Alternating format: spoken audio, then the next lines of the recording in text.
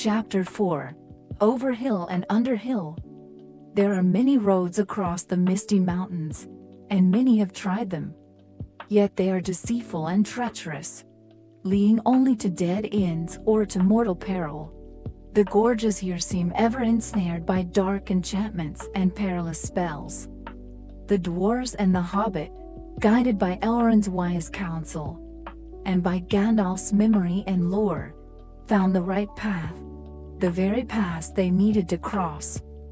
Long, weary days passed, and they were now many miles from the last homely house. The company pressed ever upward, climbing higher and higher. The way was hard and perilous, winding, crooked, monotonous, and seemingly without end. Looking back, the travelers could still glimpse the lands they had left, lying faint below their feet. Far, far away in the western sky, Bilbo knew his own green and peaceful country lay, the land of quiet and order, with its snug, safe little hobbit hole. He shivered. The air of the mountains was already sharp with cold, and the wind howled through the crags. By day, the sun melted the snow on the slopes, loosening stones that tumbled down the cliffs, some rattling behind them, others whizzing past like arrows. The nights were bitter and unpleasant, and none dared sing or laugh aloud, for the echoes rang strangely in the mountains. That deathly silence was broken only by the murmur of streams, the whistle of wind, or the crack of splitting stone. High summer is past already, Bilbo thought sorrowfully. My friends must be cutting hay and holding picnics. They will gather harvest and fruit long before I ever reach the far side of these mountains. The others were no less downcast, though when they had parted from Elrond on Midsummer's Day, they had spoken eagerly of crossing the pass of the misty mountains, and then of riding on swiftly through the wild. They dreamed of coming at last to the secret door of the lonely mountain, perhaps even by the time of the first full moon of autumn, and maybe on Durance Day itself. Only Gandalf had shaken his head in silence. The dwarves had not traveled that way for many years, but the wizard had passed there often. More than any of them, he knew how dark powers and sorcery had grown strong in the wild since the days when dragons had driven men from those lands, and how goblins had stolen back after their defeat in Moria.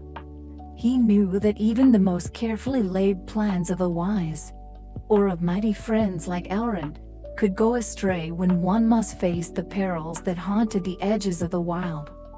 Gandalf was far too shrewd to expect a safe crossing of those towering peaks, lands with sharp, jagged summits that belonged to no king. Still, no great harm had yet befallen them. All was well, until one day, when a storm struck. Yet it was more than a storm. It was a thunder battle. You may know how dreadful mountain storms can be when they sweep down from the heights and fill all the valleys. Most of all, when two storms meet and clash. It was terrifying beyond words to hear the thunder crash that night. Storms came rolling in from both east and west and collided. Lightning struck the peaks. The rocks trembled. Shrieks and crashes tore the air, booming down into caverns and chasms. The darkness was red by blinding flashes, and the noise was like the breaking of the world. Bilbo had never seen, nor even imagined, anything so dreadful. They were standing on a narrow ledge high above the valley below. That night they crept under a rock for shelter. Poor Bilbo, trembling all over, crawled beneath a blanket.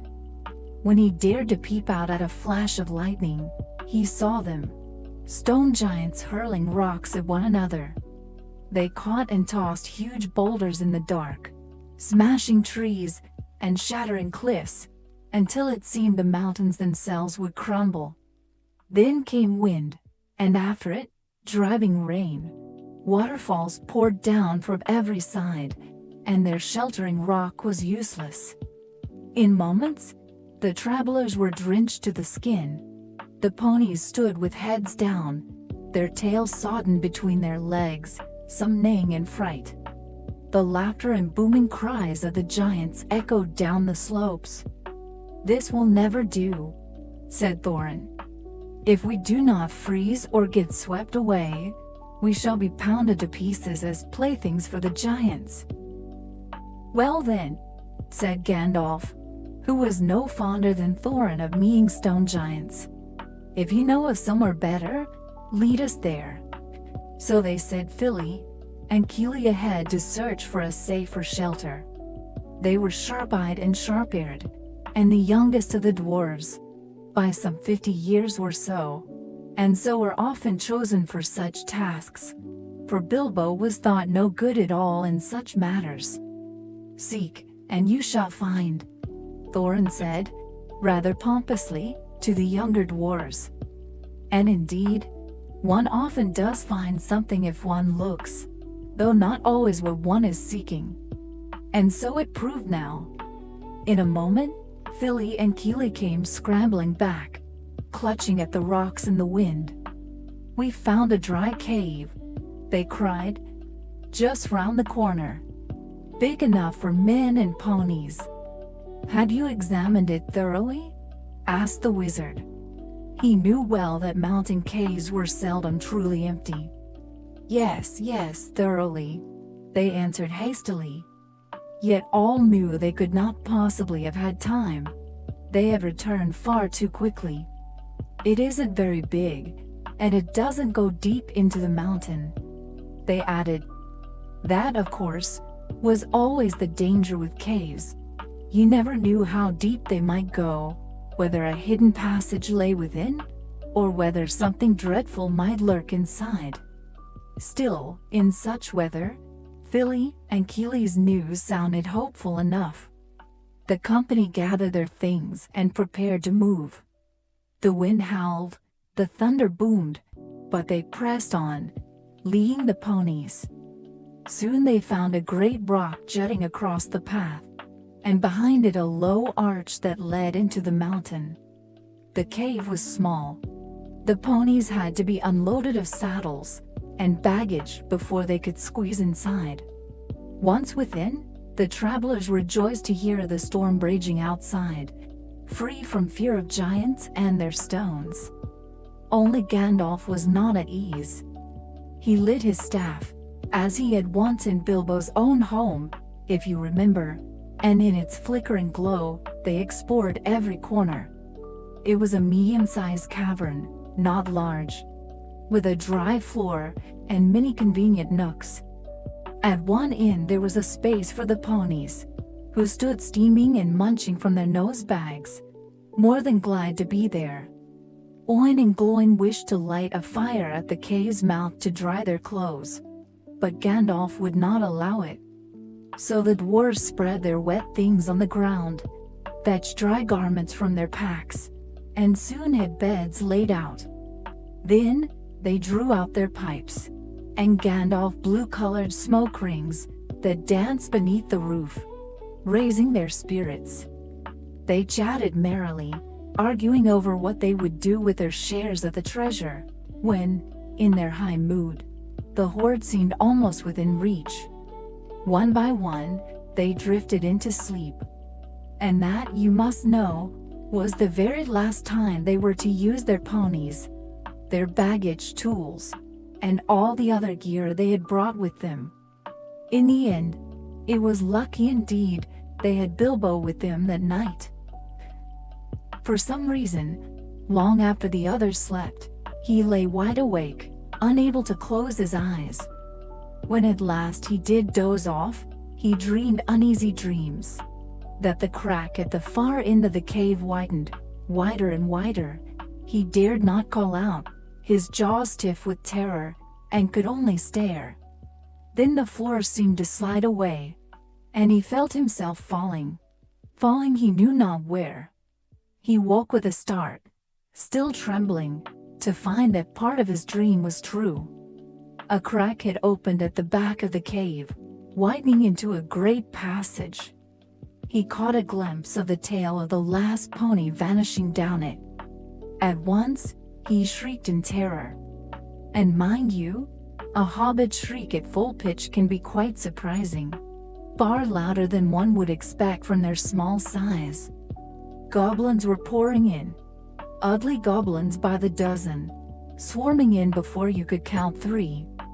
6 seized each dwarf, and even Bilbo had 2 to himself. In moments the company were all bound and driven down the passage, save only Gandalf. Bilbo's cry had done some good. It had roused the wizard. When the goblins closed in upon him, a sudden flash of light blazed through the cavern.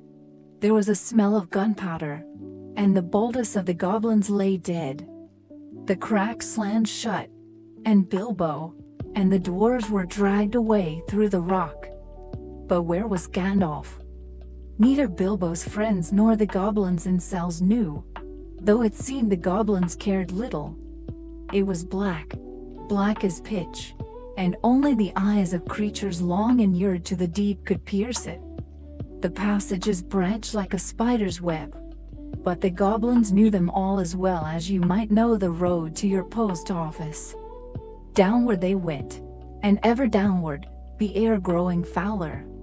The goblins were rough and cruel, pinching and prodding their prisoners, cackling with their harsh, threatening laughter. Poor Bilbo was more frightened than when the stone giant had once dangled him by the legs.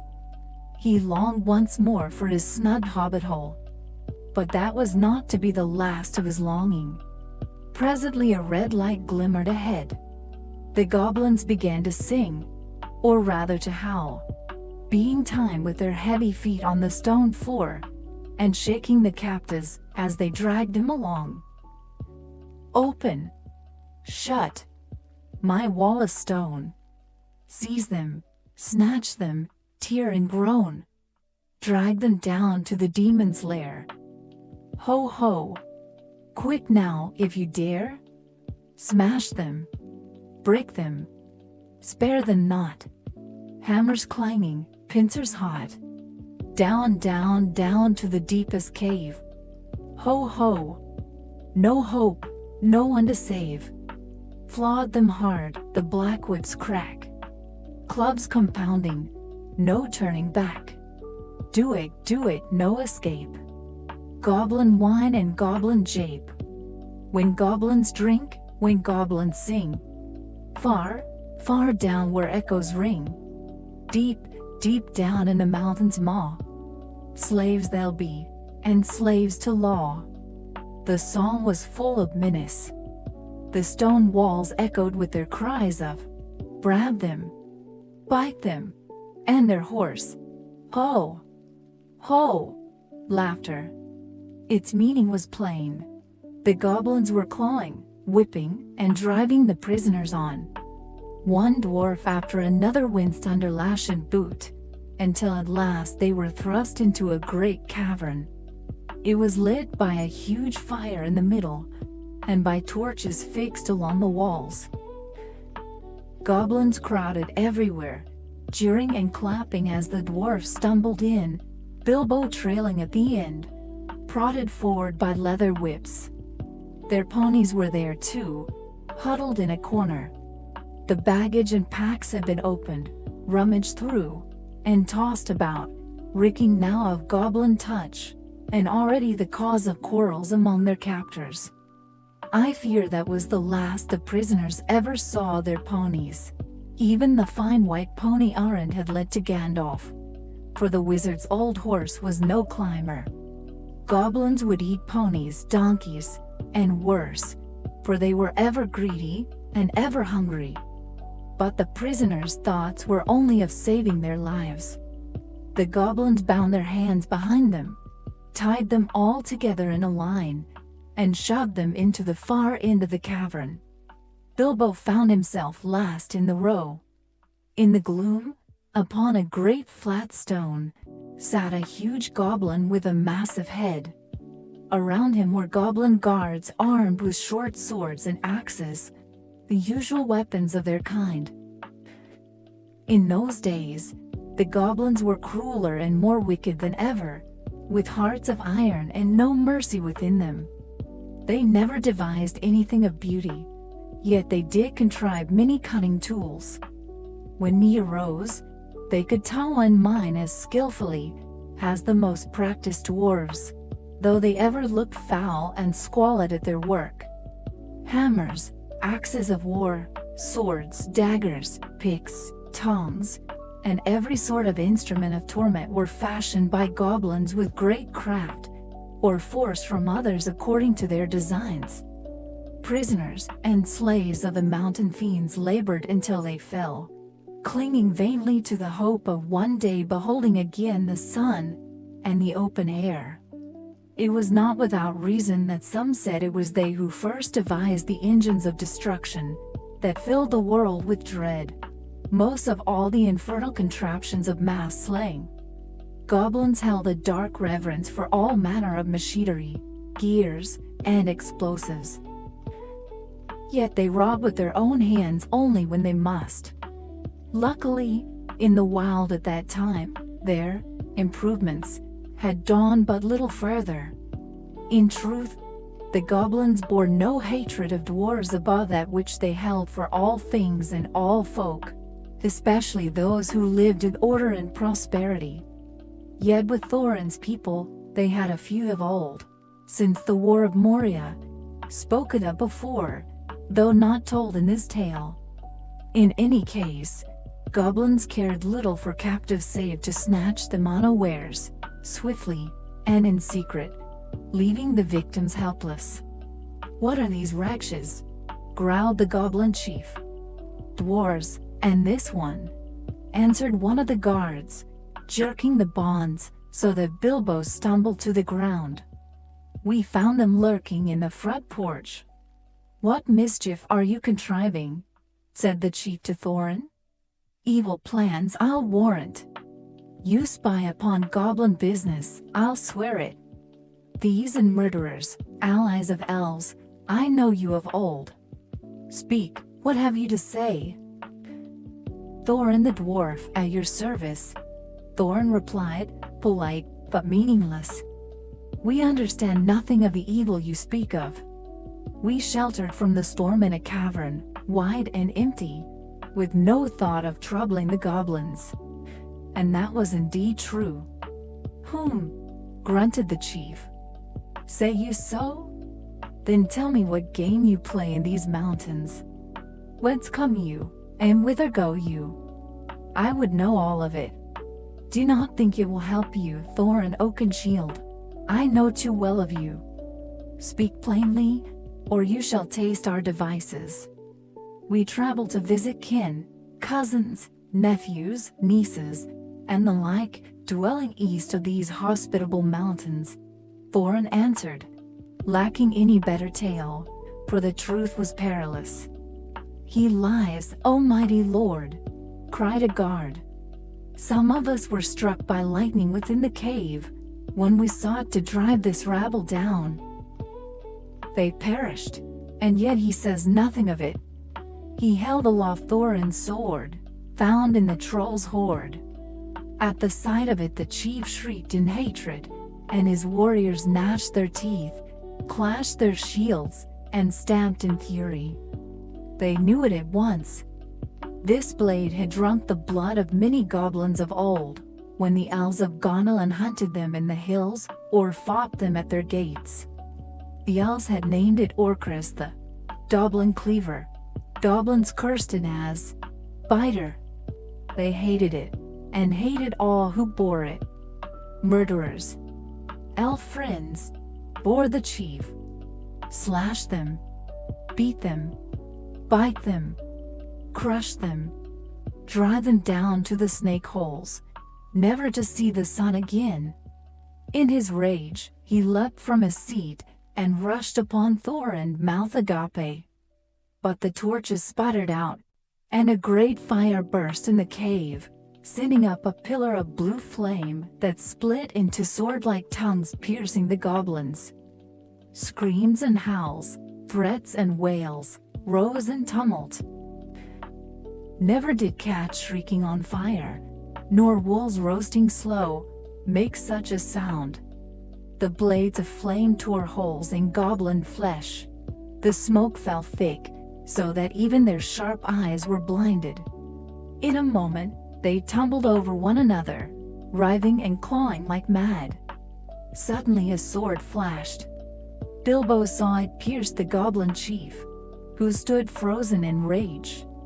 He fell dead, and his warriors fled shrieking into the dark. The blade slid back into its sheath. "Follow me, quick!" came a voice, small but commanding, and Bilbo was drawn along once more at the tail of the captives, racing through black passages, leaving the din of goblin cries fading behind. A shining staff lit their way. "Faster, faster!" urged the voice. "They will relight their torches soon." "Wait a bit," panted Dory, right before Bilbo.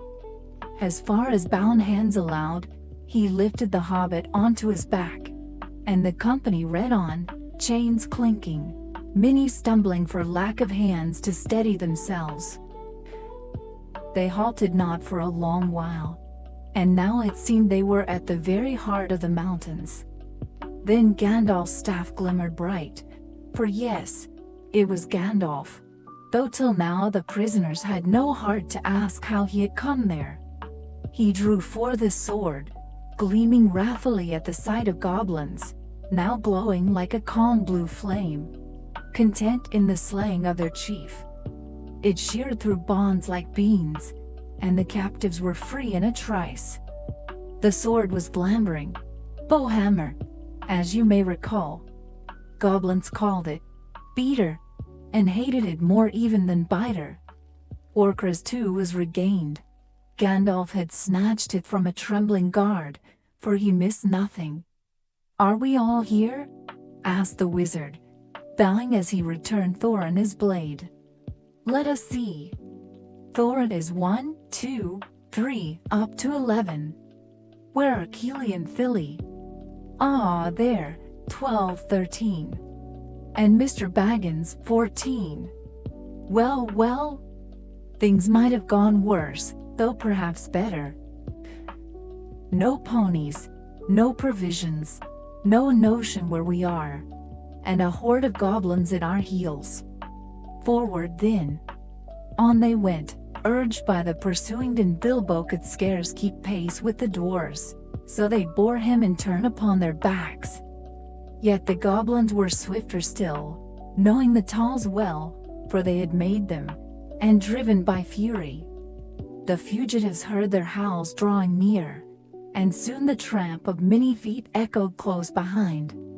Torches flared in the tunnels, the dwarves near spent. "Why ever did I leave my snug hobbit hole?" groaned poor Mr. Baggins, bouncing on Bomber's back. "Why ever did we drag along this wretched hobbit?" moaned Bomber, swaying with fear and heat, too fat for such flight. Now Gandalf dropped behind with Thorin. Together they turned a corner. "They are upon us!" cried the wizard. "Draw, Thorin!" The goblins rounded the bend shrieking, only to behold Orcrist and Glambering ablaze before their terrified eyes. The foremost dropped torches and shrieked before falling. The rest reeled back, crushing their comrades. "Biter and beater!" they cried. Panic swept the horde, and they fled. Maugre they dared not pass that bend again. Meanwhile the company pressed on, far into the goblins' dark realm. Then the goblins, abandoning torches, donned soft shoes, and chose their swiftest hunters, sharp-eyed and keen-eared. These slipped after the fugitives, as silent as squirrels, as light as bat wings. None heard them, not even Gandalf, yet the glow of his staff betrayed the dwarves to watching eyes. Suddenly Dory, with Bilbo on his back, was seized from behind in the dark. He cried out and fell, and the hobbit slipped from his shoulders, struck his head upon stone, and knew no more.